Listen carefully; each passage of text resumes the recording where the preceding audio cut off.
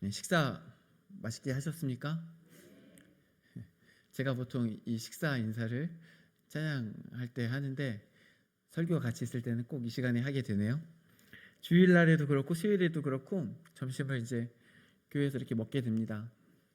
오늘은 특별히 환갑을 기념하여 더욱더 풍성하게 대접해 주셨는데, 사실 이제 풍성하게 하실 때도 있고 그렇지 않을 때도 있을 수 있지만 항상 맛있게 먹고 있습니다. 그것은 다른 게 아니라 제가 이렇게 쟁반을 들고 이제 자리를 찾아가잖아요.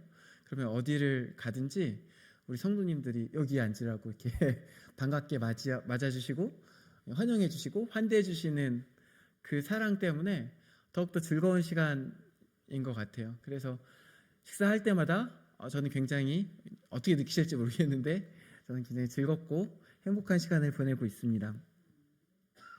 사실 함께 밥을 먹는다는 것은 단순히 이제 함께 끼니를 해결하는 것 이상의 의미를 가지고 있습니다.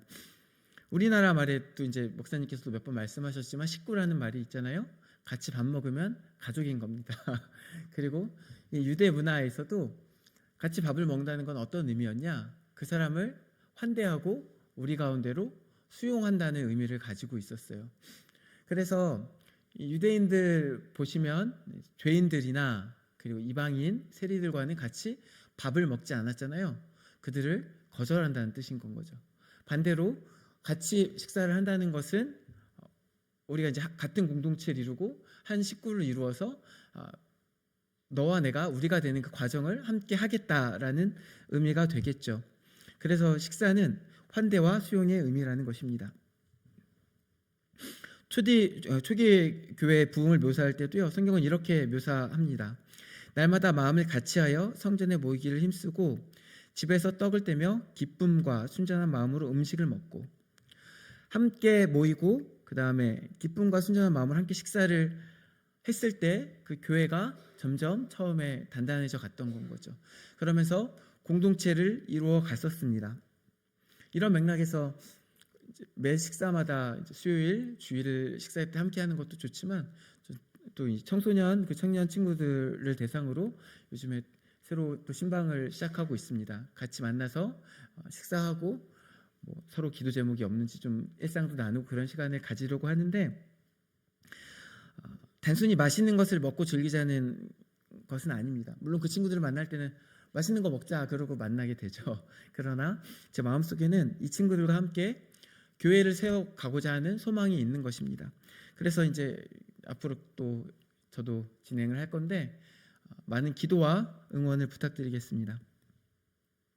오늘 본문에도 이제 교회를 세우는 것에 대한 이야기가 나오죠. 지금 이제 3장까지 왔는데요. 앞에를 조금 이제 정리하면서 지나가 볼까요? 오늘 3장 제일 앞부분을 보면은 너희가 아직도 육에 속한 자와 같다, 이런 책망으로 시작을 해요. 왜냐? 너희가 육에 속한 자들, 즉 저 바깥의 세상에 있는 사람들과 똑같이 살고 있기 때문이다. 그게 뭐냐? 나는 바울파다, 나는 아볼로파다, 나는 베드로파다 이러고 있지 않냐? 그런 거 보니까 너희는 아직도 이제 장성한 것을 먹고 장성한 것을 생각해야 할 때가 됐는데 여전히 어린아이와 같은 그런 모습을 보이고 있다, 이런 책망으로 3장이 시작하죠. 그래서 이 사실은 분열의 문제는 바울이 고린도 전서를 쓸 때 1장에서부터 꼬집었던 문제예요. 고린도 교회의 가장 큰 문제이면서 가장 어떻게 보면 다른 문제들을 연쇄적으로 일으키는 근원과 같은 문제였기 때문에 이 문제를 가장 먼저 꼬집었었죠. 그래서 너희가 다 그리스도 안에서 하나지, 누구는 바울파, 누구는 아볼로파 그러는데 너희가 바울의 이름으로 세례 받았냐? 바울이 십자가에 달렸냐? 예수 그리스도 이름으로 세례를 받았고 예수 그리스도에게 합하여 세례를 받았고 예수 그리스도께서 우리를 위하여 너희가 누구라고 하든 모든 사람을 위하여 십자가에 달리신 것이 아니냐, 이렇게 1장에서 꼬집었었죠. 그래서 이미 다른 이름은 없다, 교회 안에 다른 이름은 없는 거다, 이렇게 선언한 거죠.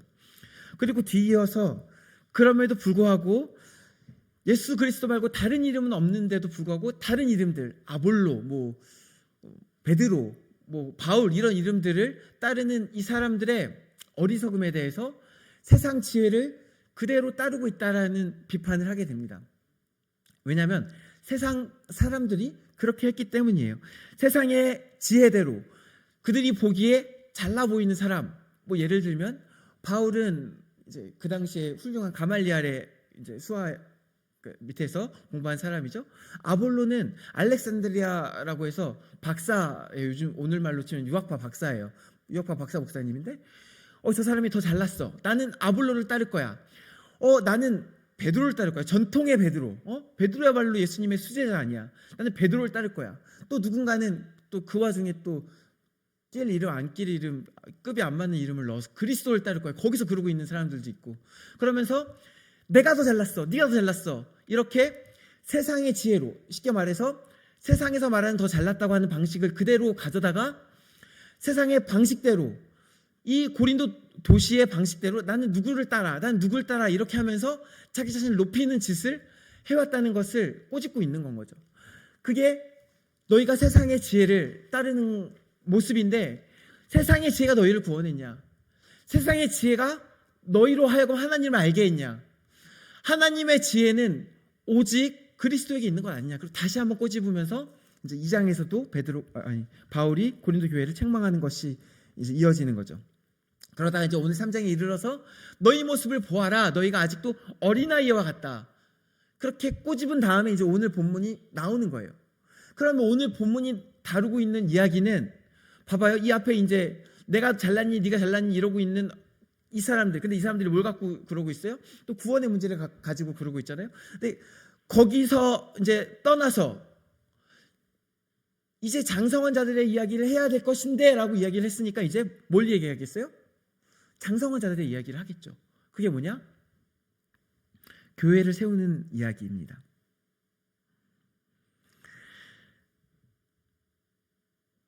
오늘 본문 10절을 제가 한번 다시 읽어보겠습니다. 내게 주신 하나님의 은혜를 따라 내가 지혜로운 건축자와 같이 터를 닦아둠에 다른 이가 그 위에 세우나 그러나 각각 어떻게 그 위에 세울까를 조심할지니라. 아멘. 바울이 지금 자신이 하나님의 은혜에 따라서 어떤 터를 세웠는데 그 터 위에 다른 이가 각자 또 무언가를 세울 수 있다. 세우지 말라는 게 아니라 세울 수 있다. 근데 뭘 세울지는 조심해야 된다. 이렇게 이야기하는 건 거죠. 그러면 이제 이 터 위에 세운다는 게 뭘까요? 바로 앞에 구절을 잠깐 보면 오늘 본문에는 없는데 제가 읽어볼게요. 우리는 하나님의 동역자들이요 너희는 하나님의 밭이요 하나님의 집이니라. 바로 앞에서 무엇을 이야기하고 있냐? 하나님의 밭, 하나님의 집을 이야기하고 있어요. 그리고 나서 세우는 것을 이야기한다면 당연히 뭘 세우는 거겠어요? 하나님의 집이겠죠. 그리고 하나님의 밭이겠죠. 근데 이 하나님의 집은 곧 뭐라 그랬어요? 다시 구절을 제가 읽어볼게요. 우리는 하나님의 동역자들이요 너희는 하나님의 밭이요 하나님의 집이니라.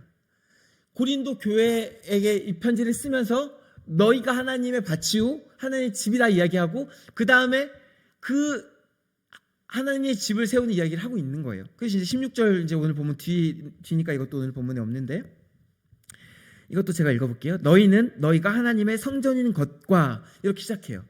다시 한번 말하지만 각 교인들이 사람들이 모여서 교회를 이루는 거예요. 지금 오늘 바울이 10절에서 내게 주신 하나님의 은혜를 따라 내가 지혜로운 건축자와 같이 터를 닦아둠에 내가 터를 닦았어. 그 다음에 너희가 이제 누군가는 그 위에 뭔가를 세울 거야. 교회를 세울 거야. 근데 교회를 어떻게 세울 것인지 주의하라 이렇게 경고가 하고 있다는 거예요. 그러면 이 경고의 말씀은 이제 이게 하나님 나라 즉 교회를 세우는 것에 대한 경고인데 누구에게 이 이야기를 하고 있냐? 1차적으로는요 바울과 같은 사역자들일 거예요. 왜냐하면 앞에 이제 3장 앞부분에 보면 바울과 아볼로에 대한 예도 나오는데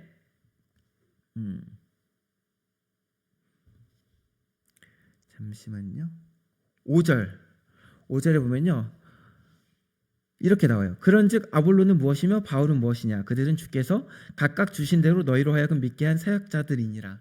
사역자라는 표현이 나오죠. 그래서 이 오늘 본문 앞에서 각 사역자들에 대한 이야기를 이제 바울과 아볼로 이야기만 갖고 해요. 왜냐하면 뭐 베드로 얘기까지 가면은 이제 베드로랑은 별로 안 친했나 봐요. 그래서 베드로 얘기는 꺼내기 뭐 했나 봐요. 근데 아볼로랑 관계가 있고 자기 얘기는 하기 쉽잖아요. 그래서 1장에서도 딴 사람 얘기는 안 하고 뭐 베드로가 너를 위해서 세례를 줬냐 이런 얘기 안 하고 바울의 이름으로 너희가 세례를 받았냐, 바울이 십자가에 매달렸냐, 자기 이름 갖고 한 거예요, 편하게. 그리고 그 다음에 이제 3장에서도 바울과 아볼로 얘기를 하면서 교회를 세우는 것, 처음에 나는 심었고 아볼로는 물을 줬다. 그래서 그 앞에 터를 세운 것에 대한 이야기, 누가 이것들을 한 이야기를 하고 있다는 거예요? 사역자들이 이 고린도에 심고 물을 주는 일들을 한 이야기를 먼저 하고 있어요. 그러니까 그리고 뒤이어서 이야기하기를 내가 이렇게 그렇게 아볼로랑 같이 여기 터를 닦았는데 그 위에 누가 뭘 세우든 조심하라 이렇게 얘기한다는 거죠. 이게 맥락상 앞에서 사역자 얘기를 했으니까 뭔 얘기겠어요? 사역자들에게 한 얘기가 1차적인 것은 맞을 거예요. 그러면 오늘 이 앞에 있는 저와 우리 담임 목사님과 저 위에 계시는 정 목사님만 들으면 되는 이야기일까요? 오늘 본문은 우리만 열심히 이제 묵상하고 다른 분들은 3장은 지나가도 되겠네 하면서 이렇게 지나가시면 되는 본문일까요? 그렇지 않겠죠. 애초에 지금 바울이 이 편지를 고린도에 쓰고 있을 때 아마 이때는 바울과 아볼로와 같은, 그리고 오늘날의 목사와 같은 감독이나 비슷한 역할을 하는 리더십이 지금 없는 상태였을 거예요. 아볼로가 이제 그 다음에 가서 바울과 같은 역할들을 했는데 아볼로도 이제 도망쳤거든요. 무슨 일을 당하였는지 알 수 없으나 아볼로가 큰 어려움을 겪고 나 여기서 이제 못하겠어요. 그러고서 이제 다른 데로 도망쳤어요. 그래서 나중에 바울이 내가 잘 내고 있는데 안 간다더라, 그런 이야기를 한 구절이 나와요. 그래서 지금 아마 여기는 애초에 지금 이 성경 자체가 고린도 교회에 쓰는 편지고 지금 고린도 교회는 오늘날의 목사와 같은 사역자들은 없는 상태예요. 그러면 왜 이 사역자라는 단어는 어떻게 보아야 하느냐? 일단 이 사역자라는 단어가 헬라어로 디아코노스예요. 디아코노스는 무슨 뜻이냐? 식탁에서 시중 드는 사람, 심부름꾼 하인. 그래서 섬기는 사람을 이야기해요. 바울이 지금 자기 자신을 어떤 사도, 뭐 이제 아볼로랑 자기 얘기를 하면서 자기 어떤 사도, 뭐 예수님의 뭐 숨겨진 제자, 뭐 이런 식으로 자신을 어필하지 않고요. 섬기는 사람으로서 사역자인 자신을 이야기하고 있는 거예요. 그러면 그 뒤에 있는 이 사역자들에 대한 이야기도 누구를 향하는 거겠어요? 교회를 세우고자 하는 이들, 무엇으로? 섬기는 일로. 그 섬기는 일이 뭔지는 상관없어요. 뭐든지 교회 가운데 섬기는 일로 베드로가 닦아둔 터 위에 교회를 세우고자 하는 모든 이들에게 오늘 말씀을 주셨다는 거예요. 심지어 이 디아코노스가 뭔지 이제 나중에 뭐라고 번역되는지 아세요? 어떤 직분이랑 연결되는지 아세요? 집사라는 직분과 연결됩니다. 여러분 여기 다 이제 집사님이셨던 분들이 다 계시죠? 집사님의 직분은 섬기는 자리예요.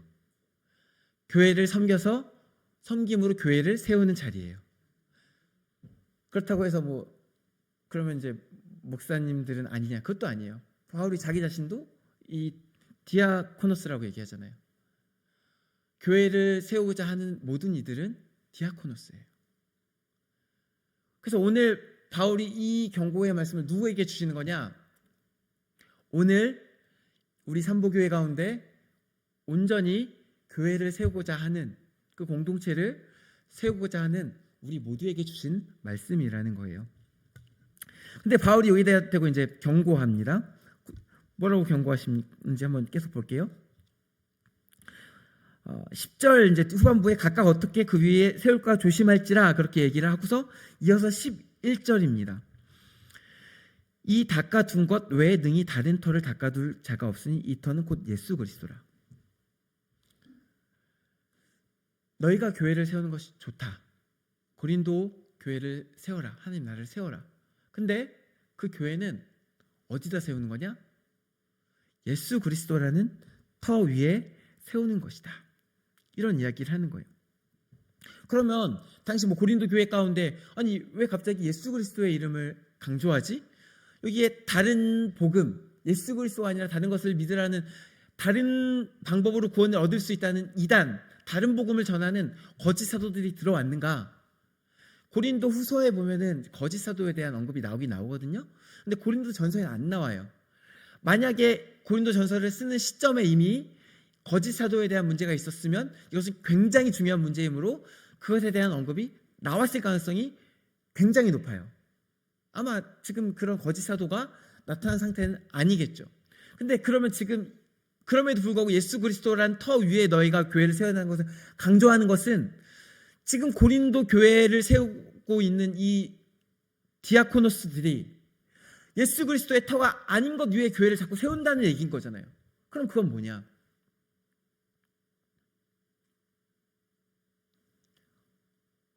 나는 베드로파, 나는 바울파, 나는 아볼로파. 사람의 이름이 그 밑에 하나 더 깔린 거예요. 아, 나 예수님 믿지. 근데 예수님 믿으면서 바울을 어떻게 빼먹을 수 있어? 아, 우리 바울한테 복음 들은 거잖아. 베드로 정도는 우리가 이제 인정하고 가야지 전통인데 뭐 이럴 수도 있었겠어요.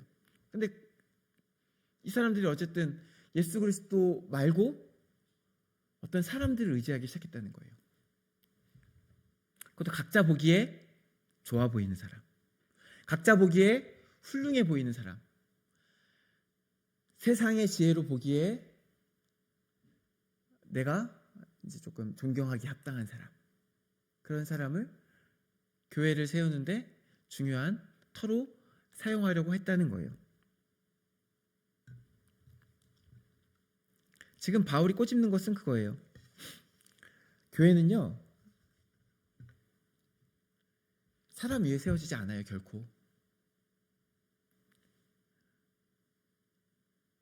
어떤 사역자 위에 세워지지도 않고요. 어떤 전도 이제 열심히 하시는 거 감사하지만 그래도 그리스도 위에 세워지는 거예요. 제가 이제 우리 아이들 청소년부, 청년 친구들을 보면서 한 번씩 저도 이제 아직 성화가 덜 됐으니까 애들을 보면서 애들이 몇 명씩 안 나오면 이제 별별 생각을 다 해요. 내가 뭘 잘못해서 애들이 안 나오는가? 왜 여기에 교회가 세워지지 않고 있는가? 우리 공동체가 그런 고민들을 해요. 근데 어쨌든 확실한 것은 제가 뭐 잘못한 게 있을 수 있겠죠. 근데 확실한 것은 제 위에 교회를 세우는 것은 결코 아니라는 거예요. 여러분 한 사람 한 사람께서 열심히 교회를 섬김으로 교회를 세워가겠지만 그러나 그 위에 교회를 세우는 것은 아니라는 거예요. 특히 이때 아마 베드로파라고 하는 사람들은 그 얘기를 했을 거예요. 아니 예수님이 베드로에게 반석이라고 했잖아. 그 위에 교회를 세우겠다고 하셨잖아. 이 얘기를 했을 것 같아요. 근데 그렇게 말씀하시긴 했어요. 근데 이거는 뭐냐? 베드로에게 예수님께서 이렇게 말씀하셨거든요. 또 내가 내게 이르노니 너는 베드로라. 내가 이 반석 위에 내 교회를 세우리니 음부의 권세가 이기지 못하리라. 이렇게 하신 말씀은 뭐냐면 다른 게 아니라 베드로가 했던 이 이야기를 듣기 전에 했던 신앙 고백이 있거든요. 주는 그리스도시요 살아계신 하나님의 아들이시니이다. 예수님에 대한 신앙 고백을 했어요. 그리고서 예수님께서 이 칭찬을 주신 건 거죠. 예수님에 대한 이 신앙 고백, 예수님에 대한 이 믿음 위에 서는 거예요. 그래서 베드로가 반석일 수 있다는 것은 베드로가 한 이 신앙 고백, 예수님에 대한 신앙 고백이 반석이라는 거예요. 그래서 두 가지 이야기가 충돌하지 않는 거예요. 베드로에게 주신 그 말씀과 그리스도라는 터 위에 교회를 세운다는 말은 충돌하지 않는 거예요.